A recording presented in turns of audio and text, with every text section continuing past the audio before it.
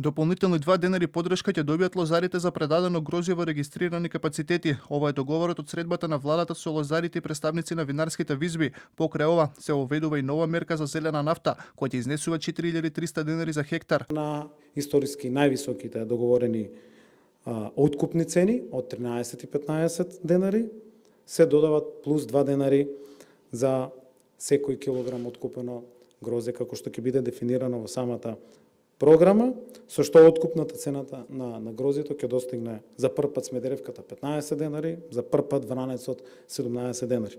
Ако на ова ги додадеме основните субвенции за одржување на лозовите насади од 40.000 денари, односно тоа значат плюс 3 денари, може да се каже дека вкупната откупна цена или постигната цена на грозјето за оваа берба, која што ја очекуваме, е 18 денари за Смедеревката и 20 денари за Вранецот. Лозарите и производителите се задоволни што конечно е најдено решение за нивните проблеми, иако како што велат, очекувале поголема поддршка. Не е наша очекувана цена, но ние сме сепак задоволни бидејќи се најде едно решение за помош за лозарите, ќе се издвојат 2 денара и со оваа мерка негде ќе облажиме нашата мака.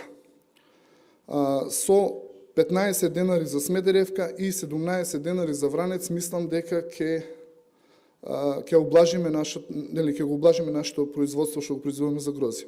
Според владата, домашното просечно производство на грозје е стабилизирано на околу 270.000 тони на годишно ниво, додека просечното годишно производство на вино е околу 100 милиони литри. Од ВМРО ДПМН пак велат дека лозарите ќе добијат 2 денари плюс како резултат на нивното барање, но и на притисокот и протестите што ги направиле земјоделците. Лозарите ќе добијат плюс 2 денари по килограм предадено грозје благодарение на брзото реагирање, но сметам дека цената на грозјето и понатаму е ниска, а нема ниту сигурен пласман на грозјето.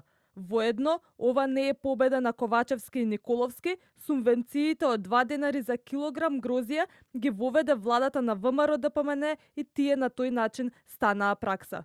Минатата недела лозарите излегува на прото со барање за поголема цена на грозјето, тогаш обвинија дека винариите прават манипулации со шекерноста на грозјето и се сомневаат дека објавените цени повторно ќе важат само за грозје со висока шекерност.